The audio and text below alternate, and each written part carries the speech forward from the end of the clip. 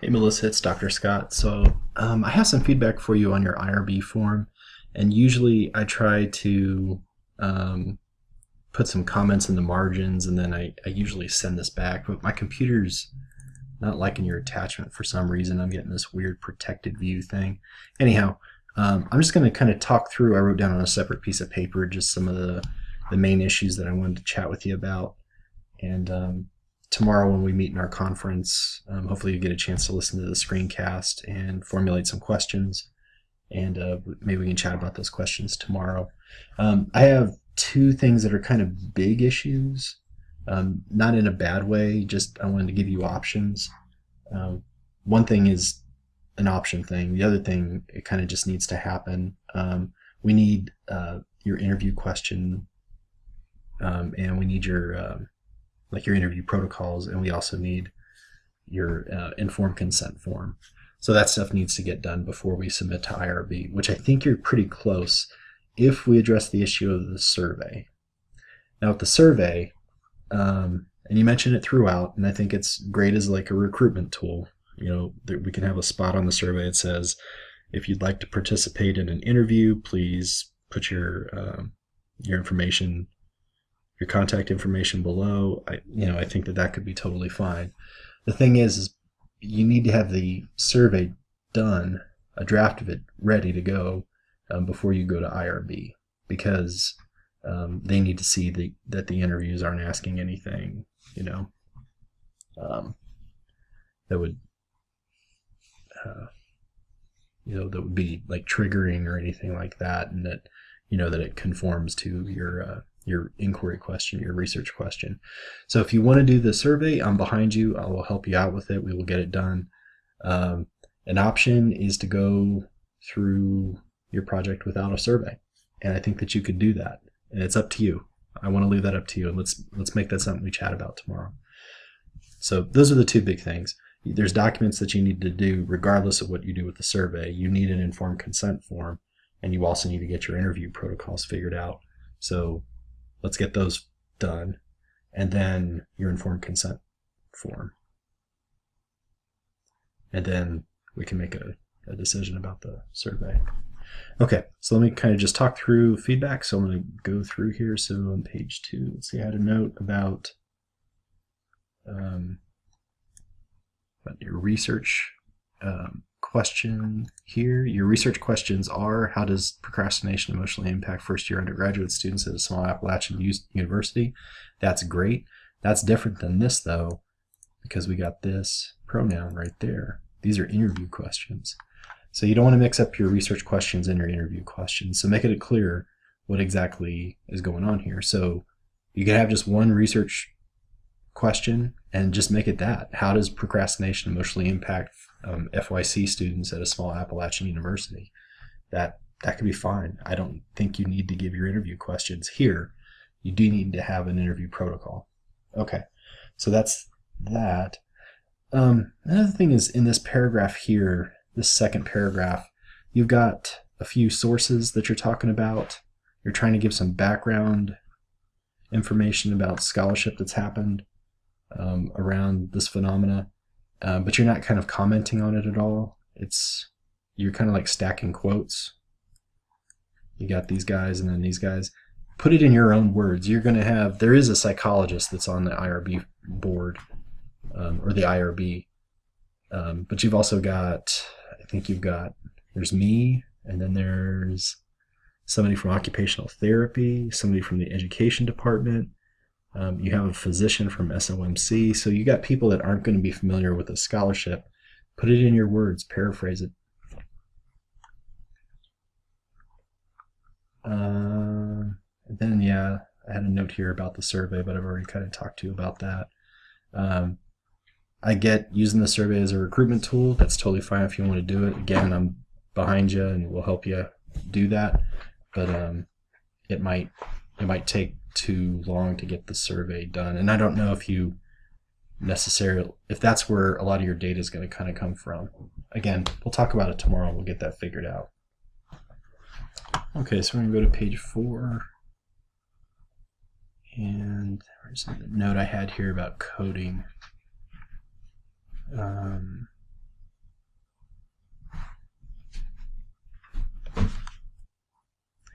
think my note that I have here about coding is about this section right here.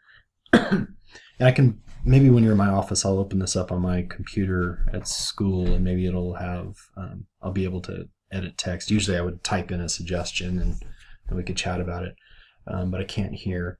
I think this first sentence is a bit confusing. So I will be using Creswell's text as a guide to code my data, specify the text, and then which includes a systematic guide to coding. Oh, this is a misplaced modifier. Right here, usually we have these asides after the noun that they're supposed to modify, and it's not data, it's text, it's guide. Or, I'm sorry, it's text. I'll be using Creswell's text, which includes a systematic guide to coding, to code my data. Does that make sense? You could also just say I'm going to use Creswell's systematic guide to coding from his text, 30 essential skills, blah, blah, blah, blah, blah. Okay. Anyhow, sorry to geek out with you on grammar there. Okay. Finally, down here on section 5, give them a date. I think end of spring semester 2017. Just give them the end of finals week. That date, I don't know what that is, May 11th, something like that. But give them a specific date. Okay. I'll mark with a C. Not a big deal, but include that. Change that right there and right there, those two places.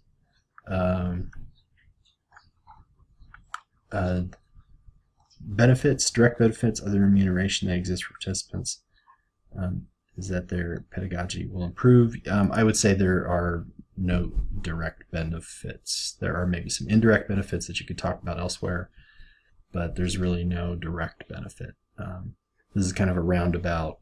They might, or maybe you might say they'll benefit from kind of talking to somebody about their writing, if you're going to do that, or they will benefit from being able to share, their experiences writing, which might make them feel less apprehensive about writing. But I think the pedagogy thing, it's not like you're going to go to their teacher and say, this is a better way for you to teach these students that I've talked to in this study.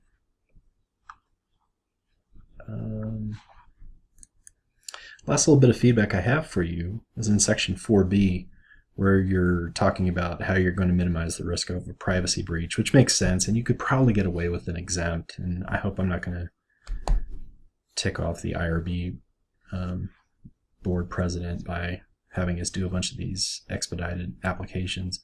But I do think it's better to be safe than sorry, and we could talk about the risk. You do need to include where you're going to be storing the audio files, and if they're going to be on your phone, you need to specify whether or not it's going to be password protected, like how you're going to kind of safeguard your phone against the data getting stolen, or it getting out somewhere. You could also say that you're going to download it and then send them to me, and I'll store them on my computer in my office once you're done coding them. You also need to kind of specify where the informed consent forms are going to go, because the informed consent forms are going to be the only link between the participants and your study. If you're doing the pseudonym thing, which is great, good idea, then the only thing that links them is the informed consent form. So you need to specify where those are going to be kept. Inform IRB that they're going to be kept in my office, Massey 423, for a period of 2 years. And then I'll destroy them at the end. I've got a big barrel in my backyard, we'll burn them or something like that. Okay, so that is my feedback on your IRB applications. I don't think there was anything back here. We got to talk about that survey. So we'll do that tomorrow, but that's your IRB application. So I love that you got somewhere on your on the proposal. Holy cow, that's awesome. Thank you very much for doing that. Well, you're going to be thanking yourself, because you can just focus your energies on getting this IRB application out the door, and then you're going into break having a good chunk of your senior seminar paper done, a draft of it at least, and I'll be getting you feedback on that over break. But good on you. Awesome. Do need an informed consent form. I just want to show you really quickly where you could find that. Thanks for the chocolate, by the way. Oh no, I can't get that on my screen. Oops, the screen's acting up. Anyhow, there it is down here. Thank you very much for that. It didn't taste all that good, but I think it's because it's on the computer. So let's go to Clark Memorial Library, because that's how I get to SSU. So I'm at an SSU page, so I go to IRB to get to their site. I'm not sure if you already know this. I apologize. But what I'm trying to show you is that they have a consent form, blank consent form right there, or sample consent form. Modify one of these to fit your project. So you got that, and then we need a talk survey, and then you also need to get your interview protocol set up. But after that, you are on your way, man. So good on you. Awesome. I look forward to chatting with you tomorrow.